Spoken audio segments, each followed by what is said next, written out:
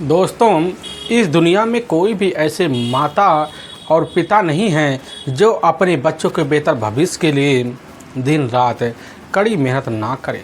लेकिन कुछ बच्चे ऐसे होते हैं कि जैसे ही अब अपने जवानी के दरी पर पहुंचते हैं, पहुंचने के बाद वह अपनी मर्ज़ी के मालिक बन जाते हैं। लेकिन उसी बीच कुछ ऐसा फैसला ले लेते हैं जिसकी वजह से उनके पूरे परिवार की ज़िंदगी तबाह हो जाती है, जिसकी कोई कल्पना नहीं कर पाता है। आज की घटना में सेम कुछ ऐसे ही होता है। एक युवती होती है, अब जैसे ही अपने ही अब जवानी की दहलीज पर पहुंचती है, उसी वक्त कुछ ऐसा खेल खेल देती है जिसकी वजह से उसकी जो अपनी माँ होती है, इस दुनिया को छोड़कर बड़े बेरहम तरीके से चली जाती है। यानी कि उसकी माँ की बड़े बेरहम तरीके से अब घर में ही हत्या कर दी जाती है। लेकिन जब सच्चाई लोगों के सामने निकल के आता है, इससे सुनकर लोग हैरान और परेशान भी हो जाते हैं।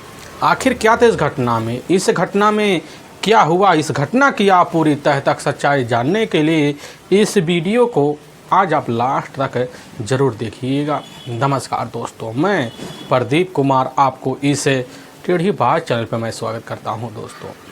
दोस्तों, आज की यह जो सच्ची घटना है, यह घटना सुनाने से पहले मैं आपसे एक छोटा सा रिक्वेस्ट करना चाहता हूं, क्योंकि आप अगर इस चैनल पर नए हो और पहली बार आए हुए हो तो एक बार जाकर अपने इन्हीं प्यारे हाथों से आप इस चैनल को लाइक और सब्सक्राइब और शेयर ज़रूर कर दें, ताकि आपकी वजह से इम्पोर्टेंट होने के नाते यह जो वीडियो है, यह वीडियो आज काफ़ी लोगों तक पहुंचाया जा सके, और इसके लिए हम आपके तहे दिल से शुक्रगुजार रहेंगे। दोस्तों, आज की यह जो सच्ची घटना और जो कहानी सबके सामने निकल के आ रही है, अब यह कहानी जो होती है, ठीक है, मध्य प्रदेश के है, और उसी में जाना माना एक ज़िला पड़ता है अब ग्वालियर, और ठीक उसी अब ग्वालियर के ही अंतर्गत एक हजीरा जाना माना थाना आता है। और इधर मैं बात कर रहा हूँ ठीक 31 दिसंबर का ही। अब वही रात का ही लगभग दूसरा पहर होता है, तो हजीरा थाने के ससुर साहब होते हैं अब संतोष सिंह ठाकुर। अब उन्हीं के पास जो होता है कंट्रोल रूम के द्वारा एक ऐसी जानकारी मिलती है जिसे सुनकर उनके पैर नीचे ज़मीन खिसक जाता है, क्योंकि वह जो जानकारी होता है, वह जानकारी ठीक इधर एक गरदैया पुरवा जाना माना गांव पड़ता है। अब उसी गांव के रहने वाले फूल सिंह राठौर होते हैं।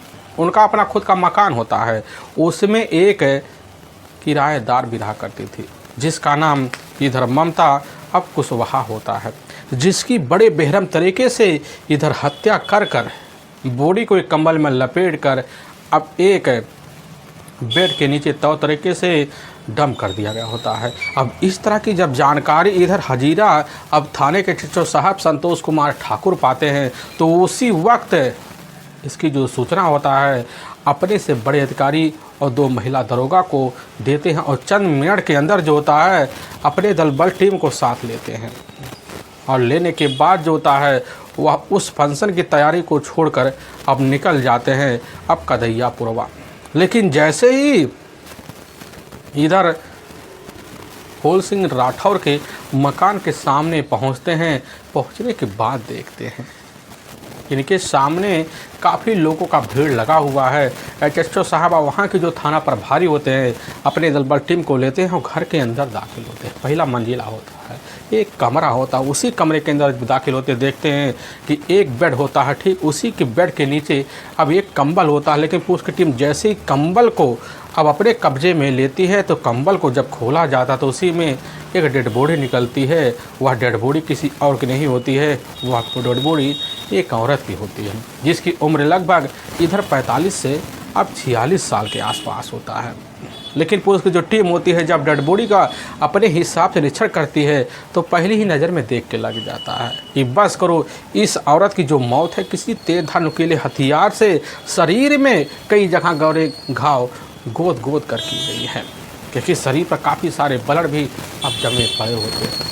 पुलिस की जो टीम होती है अपने हिसाब से कमरे का निरीक्षण करते हैं, लेकिन तब हो जाती है। फोरेंसिक टीम जो होती है अब इर्द गिर्द जितने भी सबूत होते साथ होते हैं उनको जुटाती है, और इधर पुलिस की जो टीम होती है वहाँ पर खड़े अब जो मौके पर मौजूद वहाँ के किराएदार होते हैं और सामने खड़े उधर उस मकान के मकान मालिक होते हैं अब फूल सिंह राठौर। पुलिस की जो टीम होती है अब मकान, लेकिन तब पता चलता है कि ममता कुशवाहा जो होती है, जो सुकांड एक जाना माना पड़ता है इलाका जो भिंड जिले में है, उसी में उसका अपना ससुराल है। लगभग अपने पति के साथ है ज़्यादा से ज़्यादा 8 साल रही होगी। फिर अपनी बच्ची को, जिसकी उम्र लगभग इस समय 17 साल के आसपास है, जिसका नाम कल्पना है, उसको साथ लेती है और फिर आकर जो होता है फूल सिंह राठौर के मकान में अब रहने लग जाती है। लगभग 3 सालों से अब इस मकान में अपनी बेटी के साथ तौर तरीके से अपनी ज़िंदगी अब गुजारती है। लेकिन पुलिस की टीम जब पता लगाती है कि आखिर जो होती है इधर ममता जो कुशवाहा होती है उसकी अपनी बेटी कल्पना नहीं दिख रही है। पुलिस की टीम जो होती कल्पना के बारे में काफ़ी जानकारी लेती है तो पता चलता है कल्पना जो होती है अभी यहाँ कल दोपहर के टाइम मौजूद थी। तो पुलिस की टीम का जो शंका होता है अब कल्पना के ऊपर चला जाता है कि आखिर कल्पना के कुछ ज़रूर कारनामे होंगे। और पुलिस की जो टीम होती है अब सबसे बड़ा चैलेंज यही समझ लेती कि जब तक कल्पना हमारे सामने नहीं आएगी तब तक ममता कुशवाहा के हत्यारे के बारे में हमें कुछ तो जानकारी नहीं मिलेगा और ना ही हत्यारे हमारे कब्जे में आएगा। इसीलिए पुलिस की जो टीम होती है अब ममता कुशवाहा की जो बेटी होती है अब उसकी तलाशी करने के लिए पुलिस की जो टीम होती है अब लग पड़ जाती है। इधर थाने में मौजूद काफ़ी पुलिसकर्मी भी घटनास्थल पर पहुंच जाते हैं। अब इधर जो होता है तौर तरीके से साज उठाते हैं। पुलिस की जो टीम होती है अब वहाँ बॉडी का पंचनामा भरती है और उठा के अपने जो नज़दीकी सरकारी अस्पताल होता है अब उसी में पोस्टमार्टम के लिए जाते हैं। अब इधर मकान मालिक जो होते हैं फूल सिंह राठौर को अपने साथ लेती है और लेने के बाद थाने पहुंच जाती है और ममता और कल्पना के बारे में कुछ अहम तरीके से पुलिस की टीम वहाँ जानकारी लेती है। फिर थाने में ही मौजूद फूल सिंह राठौर के तहरीर पर अज्ञात हत्यारे के विरुद्ध धारा 302 और 34 के तहत हत्या का मुकदमा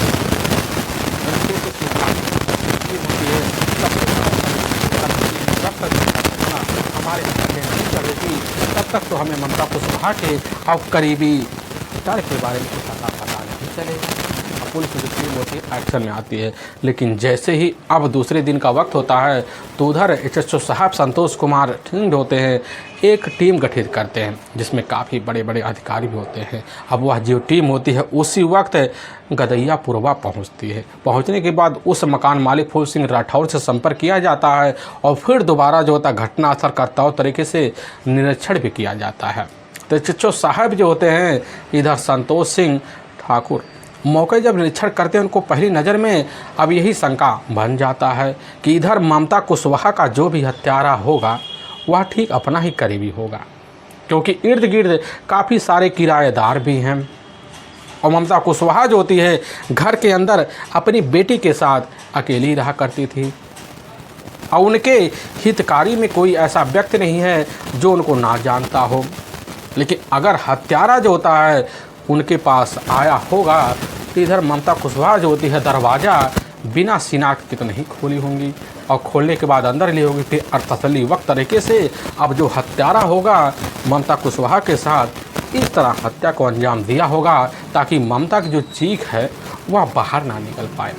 पुलिस की जो टीम होती है सारे माजरों को वही समझ लेती है कि बस करो ममता का हत्यारा कोई अपना करीबी रिश्तेदार ही हो सकता है। इसीलिए पुलिस की जो टीम होती है वहाँ काफ़ी किराएदारों से पूछताछ करती है कि आखिर ममता के को किसी बात का आनन फनन था या ममता के साथ किसी किराएदार का कोई लफड़ा था। लेकिन वहाँ पुलिस को पता चलता कि ना, ममता बहुत ही सीधी सादी औरत थी। ममता का किसी से फालतू लेना देना होता ही नहीं था, सिर्फ अपनी प्यारी लाडली बेटी कल्पना के सिवा। पुलिस की टीम ही बड़ी उलझन में पड़ जाती है। पुलिस की टीम यही समझती है कि जब तक कल्पना हमारे कब्जे में नहीं आएगी तब तक हम ममता कुशवाहा के हत्यारे को भी अपने कब्जे में नहीं ला पाएंगे। अब पुलिस के सामने सबसे बड़ा यही चैलेंज बन जाता है। अब पुलिस की जो टीम होती है अब ममता के हत्यारों को बड़े ही सुनिश्चित ढंग तरीके से तलाशी करने के लिए साधारण मुखबिरों को भी लगा देती है। लेकिन मुखबिर जो होते साधारण नहीं होते हैं। तेज तर्रार भी होते हैं और मुखबिर लग पड़ जाते हैं। और तभी थाने में मौजूद एचओ साहब जो होते हैं संतोष सिंह ठाकुर के सामने मुखबिर एक ऐसी सच्चाई रखते हैं जिसे सुनकर वहाँ के एचओ साहब और बगल में खड़े थाना प्रभारी और ऐसा अधिकारी कई लोग दंग सा हो जाते हैं। पता चलता कल्पना की जो अपनी बेटी होती है, जिसकी उम्र लगभग अब इधर 17 से 18 साल के आसपास ही होता है, उसका एक अपना प्रेमी होता है। उस प्रेमी के साथ जो होता है कल्पना का अपना काफ़ी करीबी रिश्ता था। लेकिन उसकी जो अपनी माँ होती है इधर ममता कुशवाहा कतई नहीं चाहती थी कि हमारी बेटी जो होती है इधर कल्पना कुशवाहा उस नवयुवक लड़के से शादी कर सके। और इसी बात को लेकर ममता और आए दिन कल्पना के बीच घर में कला होने शुरू हो जाते हैं। पुलिस की टीम समझ जाती है कि सारा का सारा अब जो होता उलझा हुआ केस कल्पना पे आ पर टिक रहा है। इसीलिए पुलिस की टीम मुखबिर वगैरह करती कि जल्द अब कल्पना के बारे में कुछ आता पता और लगाया जाए। इसलिए पुलिस की टीम कल्पना के मोबाइल नंबर का पूरा CDR डिटेल यहाँ तक कल्पना के प्रेमी के बारे में एक एक जानकारी लेना अब शुरू कर देती है। और जब जानकारी लेना शुरू कर देती है तो सबसे पहले कल्पना के मोबाइल नंबर का पूरा CDR जो डिटेल होता है, एक एक बायोडाटा जो होता है पुलिस के सामने अब निकल के आ जाता है। तो पता चलता है कि ठीक जो होता है एक पखवाड़े में लगभग 300 बार जो होता है एक ही नंबर पर अब कल्पना के मोबाइल पर और कल्पना के द्वारा उस नंबर पर कॉल किया गया होता है। लेकिन पुलिस की टीम जब उस नंबर के बारे में जानकारी लेती है तो पता चलता है वह जो नंबर होता है इधर प्रसाद नगर जो पड़ता है उसी इलाके का रहने वाला अब सोनू ओझा का होता है। पुलिस की टीम को पता चल जाता कि बस करो सोनू ओझा ही इधर कल्पना कुशवाहा का अपना करीबी प्रेमी है।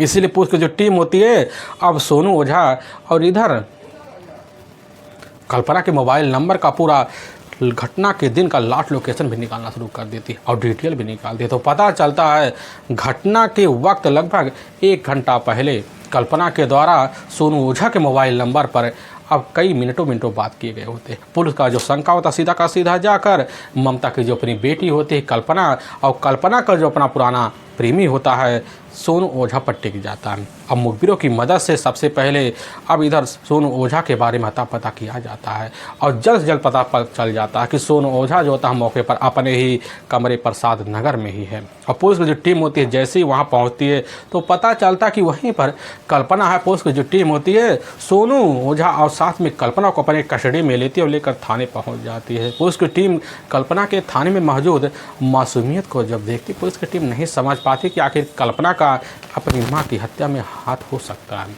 लेकिन पुलिस की टीम के सामने काफ़ी सारे सबूत इकट्ठा होते हैं। इसी वक्त पुलिस की टीम फैसला लेती है और अपना शक्तिया रूप जो था कल्पना और सोनू ओझा के ऊपर जब दिखाने लगे चंद मिनट के अंदर सोनू ओझा और कल्पना जो होती है मिलकर ममता कुशवाहा की हत्या का जुल्म स्वीकार कर लेते हैं। लेकिन थाने में मौजूद जो सच्चाई बताते हैं सुनने के बाद लोग का जो कलेजा होता है पूरी तरह से अब थर्रास आ जाता है।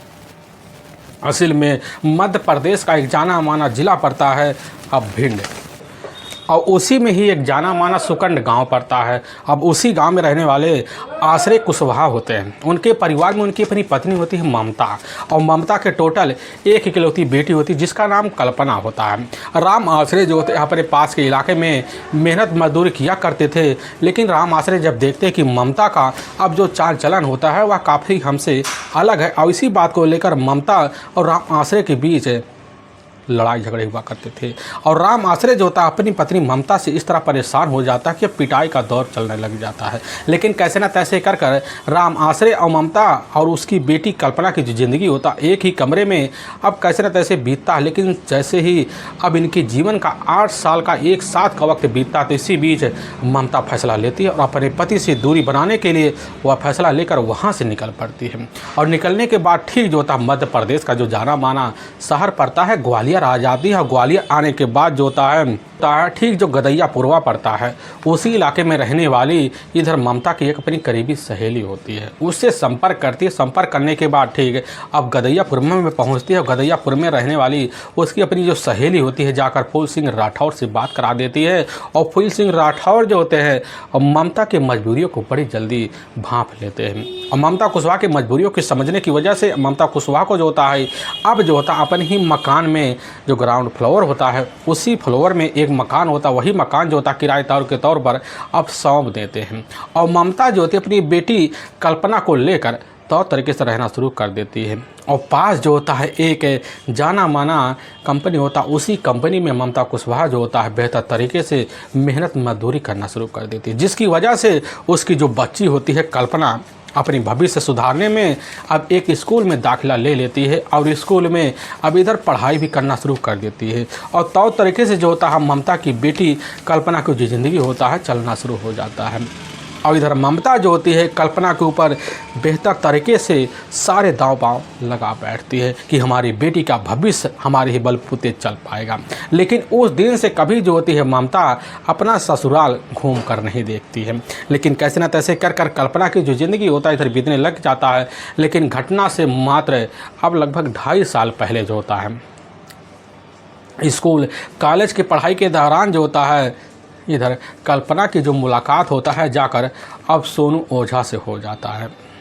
सोनू ओझा से जब होता है तो इधर जो होता है तो तरीके से सोनू ओझा पहली नज़र में देखकर कल्पना को पसंद कर लेता है। और दोनों एक दूसरे के सामने जब पेश आते हैं तो दोनों जो होता है एक दूसरे को देखकर दोस्ती का हाथ बढ़ा लेते हैं। और दोस्ती के तहत दोनों की ज़िंदगी चलना जब शुरू हो जाता था, चलते चलते कई महीनों का जब वक्त बीतता है तो कल्पना को एहसास हो जाता है कि हमारी जो ज़िंदगी होता है सोनू ओझा के बगैर बीतने वाली नहीं है। तो इसीलिए अब सोनू ओझा जो होता है हमेशा हमेशा के लिए कल्पना को अपनी अर्धांगिनी बनाने का फैसला ले लेता है।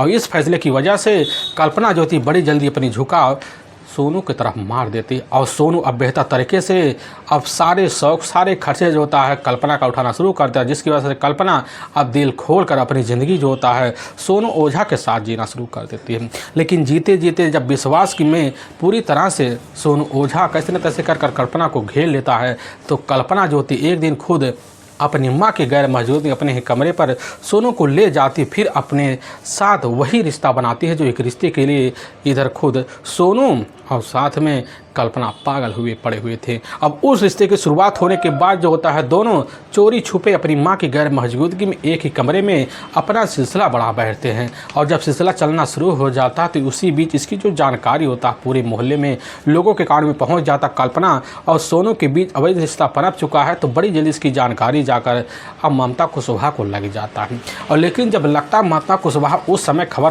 पाने के बाद ऐसे लगता है कल्पना की इस हरकत की वजह से ममता कुशवाहा की ज़िंदगी पूरी तरह से तहस महस हो चुकी है। लेकिन ममता जब खबर पाती है अपनी बेटी को अपने पास बुलाती करने लग जाती कि बेटी और उसका और हमारा जाति में काफ़ी सारे तौर तरीके से ऊंच नीच का अंतर है और अपनी ज़िंदगी के दांव पर इस तरह मत लगाओ कि हमारा ज़िंदगी भी पूरी तरह से तहस महस हो जाए। कई तरह से बातों में उलझाने की कोशिश ममता तो करती है, लेकिन कल्पना ठहरी इधर सोनू ओझा के प्यार में अंधी। सोनू ओझा की जो उम्र होती है लगभग अभी इधर 22 साल के आसपास होता है और कल्पना की जो उम्र होती है लगभग 17 के ही करीब होता है। लेकिन इधर जो होता है बड़ी जल्दी अब कल्पना जो होती है अपनी माँ के बातों की नज़र करना शुरू कर देती और चोरी छुपे सोनू से मुलाकात करना शुरू कर देती है। लेकिन जब खबर दोबारा ममता को लगता है तो दोबारा पाबंदी लगाती है और लगाने के बाद जो होता अब कल्पना समझ जाती है कि हमारी जो ज़िंदगी होता है सोनू के बगैर बीतने वाला नहीं है। तो इसी बीच ठीक जो होता है अब कुछ महीने पहले जो होता है कल्पना फैसला लेती है और सोनू ओझा के पास जाती है और सोनू ओझा जो होता है कल्पना को अपने साथ लेता है और लेने के बाद ठीक जो होता है गुजरात चला जाता है। लेकिन जैसे इसकी जो खबर होता है अब जाकर कैसे न तैसे ममता को लगता है ठिकाने का, तो उसी वक्त जो होता है अब अपने इस तरह को खबर देती है। रिश्तेदार जो होते हैं बड़ी जल्दी ममता के अता पता के तहत जो होता है उसकी बेटी कल्पना का ठिकाना निकाल लेते हैं और ममता अपने सर को साथ पहुंचती है और वहीं से अपनी बेटी को अपने साथ लेती है, मना कर घर तो ले आती है। लेकिन उसी दिन से अब जो होता है ममता अपनी बेटी कल्पना का घर से बाहर निकलना पूरी तरह से एक कैदियों जैसा हालत बना देती है। ममता जब भी अब ड्यूटी पर जाती तो घर के बाहर ताला लगा के चली जाती, जिसकी वजह से उस दिन से इधर ममता और दूसरी तरफ जो होता है उसका अपना प्रेमी पागल आशिक सोनू का मिलना जुलना काफ़ी दुश्वार सा हो जाता है। लेकिन कैसे न तैसे कर वक्त तो बीतता है, लेकिन जब वक्त बीतने लग जाता दोबारा चोरी छुपे कैसे न तैसे कर अपने विश्वास को, अपनी माँ के विश्वास को जीतना जब शुरू कर देती है तो उसकी जो माँ होती है थोड़ी बहुत ढिलाई तो दिखाती है। अब कल्पना दोबारा मुलाकात चोरी छुपे सोनू से बनाना शुरू कर देती है, लेकिन सोनू को समझाने लग जाती है कि हमारी ज़िंदगी जो तुम्हारे बगैर चलने वाली नहीं है। और तभी घटना से मात्र कुछ माह पहले जो होता है दोबारा सोनू कल्पना को अपनी बातों में लेता है और लेने के बाद ठीक जो होता है घर की दहलीज को पार करवाते हुए अब भिंड निकल जाता है। लेकिन जैसे ही खबर ममता को लगता है, ममता उसी वक्त ठान लेती है कि हमें जो होता है अब सोनू ओझा को कैसे न तैसे कर सबक सिखाना पड़ेगा और तुरंत अपने कोतवाली जाती है। और जाने के बाद जो होता अपनी बेटी को नाबालिग साबित करते हुए सोनू ओझा के ऊपर जो होता अपहरण का मुकदमा और साथ में शोषण का मुकदमा दर्ज कराते हुए पुलिस की टीम के ऊपर उसी वक्त तो तरीके से दबाव मारना शुरू कर देती है। और पुलिस की जो टीम होती है अब सोनू ओझा की तलाशी करना शुरू कर देती है, काफ़ी मेहनत करती है। कल्पना के मोबाइल नंबर को लोकेशन पे डाला जाकर जल्द जल्द कल्पना का पता चले और पुलिस की टीम जो थी मुखबिर को अलर्ट पे डाल देती है। कैसे न तैसे कर कल्पना को कैसे न तैसे कर इलाके से कस्टडी में लिया जाए।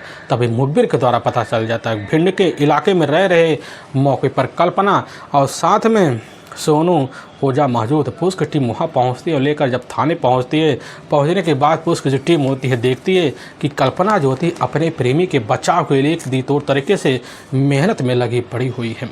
पुलिस की टीम जो होती है कल्पना से यही कहती कि एक बार अपना आप मेडिकल टेस्ट करवा ली, लेकिन अपने प्रेमी को बचाने के लिए कल्पना इनकार करना शुरू कर देती है। लेकिन ऐसे मामले को 1 हफ्ते का जो वक्त बीत जाता है ममता कुशवाहा समझ जाती कि बस करो, कोतवाली के थाना इंस्पेक्टर जो होते हैं हमारी बेटी की तरफ पूरी तरह से झुके पड़े हुए हैं। इसीलिए जो होता है तुरंत अब ममता कुशवाहा जाती बड़े अधिकारी के पास। वहाँ के इंस्पेक्टर की शिकायत जब करते इंस्पेक्टर साहब को खबर लगता है तो दबाव में आते हैं। उसी वक्त कैसे न तैसे कर कल्पना को अपने गिरफ्त में लेते हैं और लेने के बाद जो होता है तरीके से मनोवैज्ञानिक तरीके से दबाव में लाने के बाद कल्पना जब टेस्ट करवाती है, रिपोर्ट जब सही निकलता है कि सही में जो होता है रिश्ते पनपे हैं, तो उसी वक्त जो होता है सोनू ओझा के ऊपर काफ़ी गंभीर मुकदमा दर्ज करके ले जाकर जेल में डाल दिया जाता है। लेकिन उस दिन से जो होता है कल्पना के ऊपर ऐसा पहरा लगता है कि कल्पना का जो होता है पूरी तरह से घर से निकलना नामुमकिन से हो जाता है। लेकिन कल्पना अपने प्रेमी के प्यार में इस तरह अंधी सी हो जाती है कि यहाँ तक कि अपनी माँ को अपने इलाके में जाती है बदनामी के लिए कोई कसर नहीं छोड़ती है। और इसी बदनामी की वजह से ममता जो होती है अपनी बेटी के पास जब पहुंचती तो दोनों के बीच ऐसा कला होता कि घर में जो होता है झगड़े तकरार हो जाते। झगड़े तकरार का जो गोज होता है पूरे कॉलोनियों में चले जाते, लोग आते समझाते, लेकिन कल्पना ठहरी अपनी माँ के खिलाफ की वजह से इधर झगड़े तकरार में कोई कसर नहीं छोड़ती है। लेकिन जैसे ही कल्पना को पता चल जाता है कि हमारा जो अपना प्रेमी होता है ठीक अब 15 दिसंबर को ही जेल से रिहा हो रहा है, तो उसी वक्त उसके चेहरे में मुस्कुराहट आ जाती है और तुरंत इंतजार करती है। और जैसे ही अब 16 दिसंबर का वक्त आता है, सुबह के टाइम में कल्पना अपने प्रेमी के पास पहुंचती है। उसी वक्त अपने सारे कैदी जैसी हालत के बारे में जिक्र कर देती है और सोनू ओझा समझ जाता है कि आखिर अब हमें करना क्या, छुटकारा पाने के लिए कौन सा रास्ता अपनाना पड़ेगा। और कल्पना वही कसम देती है कि अब हम जो होता है तुम्हारे अलावा अपनी ज़िंदगी में किसी और को देखना नहीं चाहते हैं। सोनू ओझा समझ जाता है और सोनू ओझा और कल्पना दोनों मिलकर जो था अपने रास्ते में पड़ रही इधर ममता कुशवाहा को हमेशा हमेशा के लिए ठिकाने लगाने का वही बड़ा ही खतरनाक प्लान बना लेते हैं। और उसी प्लान के तहत जो होता है अच्छे समय का इंतजार जब करते हैं तो घटना से मात्र 1 दिन पहले जो होता है इधर सोनू ओझा जो होता है कल्पना को मार्केट लेकर पहुंच जाता है और उसी के हाथ में लगभग कई सारी नींद की गोलियां दे देता है। और कल्पना लेती बैग में रखकर अपने जब घर पहुंच जाती है और जैसे ही 30 दिसंबर साल 2022 का ही वही रात का 10 बजे का आसपास का टाइम होता है, तो उसी वक्त कल्पना जो होती है अपनी माँ के लिए एक ऐसा खाने का व्यंजन बना देती है कि खुशबू जो होता है ममता के अब नाकों में पहुंच जाता है। ममता अपनी बेटी के पास पहुंचती है, कहने लग जाती कि बेटी लग रहा है तुम पूरी तरह से अपने रास्ते पर चल चुकी हो, क्योंकि तुम्हारी वजह से हमारी बदनामी तो हो ही रही थी और साथ में हम भी इस इलाके में रहने के लिए कतई बचे नहीं थे। और कल्पना अपनी माँ को मीठी मीठी बातों में इस तरह लेती हैं कि ममता नहीं समझ पाती है और खाना बड़ी जल्दबाजी में जो होता है ममता कुशवाहा खा लेती है। और खाने के कुछ मिनट बाद जो था ममता कुशवाहा को एहसास होता है कि हमें निद्रा सता रही है, लेकिन इधर कल्पना समझ जाती है। ममता की हालत को देखकर कल्पना अपनी मां को अपने साथ लेती है और लेने के बाद अपनी मां के ही बेडरूम में लेकर पहुंच जाती है। चंद मिनट के अंदर ममता कुशवाहा निद्रा में समा जाती है और जैसे ही रात का वही अब 12 बजे के आसपास का टाइम होता है, तो उसी वक्त जो होता है इधर ममता गहरी निद्रा में सोते हुए खर्राटे को देखती हुई कल्पना समझ जाती है। अब कल्पना जो होती है तो तुरंत अपनी माँ के पास पहुंचती है और तुरंत अपने प्रेमी सोनू ओझा को फ़ोन करती। सोनू ओझा जब खबर पाता है तो पीछे वाले जो दरवाज़ा होता है उस दरवाजे से सोनू चोरी छुपे कल्पना के पास पहुंच जाता है और कल्पना देखती है कि अपनी माँ की हालत को समझ जाती है और कल्पना इशारा मारती सोनू ओझा को। सोनू ओझा कल्पना दोनों मिलकर बड़े बेरहम तरीके से वहीं गला दबाकर बेरहम अपनी माँ की हत्या कर देते हैं। हत्या करने के बाद जो होता है सोचते हैं कहीं इसमें कोई हवा पानी अब बचा ना हो, इसीलिए रखे हुए तेजधार हथियार वहीं कल्पना अपने हाथ में लेती है। दोनों एक हाथ से मिलकर बड़े बेरहम तरीके से काफ़ी जगह गहरे गहरे घाव करते हैं ताकि कोई उम्मीद का किरण ना जाग जाए। और जब यकीन हो जाता है, यकीन होने के बाद जो होता है कल्पना वहीं पास रखी कंबल लेती, उसी कंबल पर अपनी माँ की बॉडी को लपेटती है, फिर वहीं बेड के नीचे डंप कर देती है। फिर वहाँ से भोर के टाइम में जो होता है कल्पना और सोनू ओझा दोनों निकल जाते हैं और फिर जो होता है सोनू ओझा के प्रसाद नगर इलाके में कमरे में पहुंच जाते हैं। फिर वहां वक्त गुजारते हैं, फिर दूसरे दिन पहुंचते हैं, फिर वहां हालचाल अपने कमरे का लेते हैं, फिर ताला बंद करके वहां से निकल जाते हैं। लेकिन वाकई में दोस्तों पुलिस के सामने जब यह सच्चाई थाने में मौजूद है, इधर सोनू ओझा और दूसरी तरफ कल्पना कुशवाहा रखते सुनकर पुलिस की जो टीम होती है पूरी तरह से दंग सा हो जाती है कि एक मासूम से दिखने वाली बेटी क्या इतनी खूंखार तरीके से नागिन अपनी माँ के लिए बन सकती है। उसकी टीम को यकीन नहीं होता, लेकिन पुलिस की टीम जो होती है वहाँ यकीन करने के लिए पूरी तरह से मजबूर सा हो जाती है। पुलिस की टीम वहाँ सोनू ओझा और कल्पना कुशवाहा को अपने कस्टडी में लेते तो पता चलता कल्पना कुशवाहा पूरी तरह से अब बालिग हो चुकी है, इसीलिए पुलिस की टीम दोनों को ले जाती है। वहाँ के ही मजिस्ट्रेट के सामने पेश किया जाता है, दोनों के ऊपर काफ़ी गंभीर धारा मुकदमा दर्ज करके ले जाकर वहाँ के ही जेल में हमेशा हमेशा के लिए डाल दिया जाता है। दोस्तों हमें इस घटना का सुनाने का जो उद्देश्य है किसी के दिल को ठेस पहुंचाना नहीं है, बल्कि आपको यह बताना कि आप जहां भी रहें आप सावधान और सतर्क जरूर रहें। दोस्तों फिर मिलेंगे एक नए कहानी और नए घटना के साथ, तब तक के लिए आप बने रहिएगा और जय हिंद और जय भारत।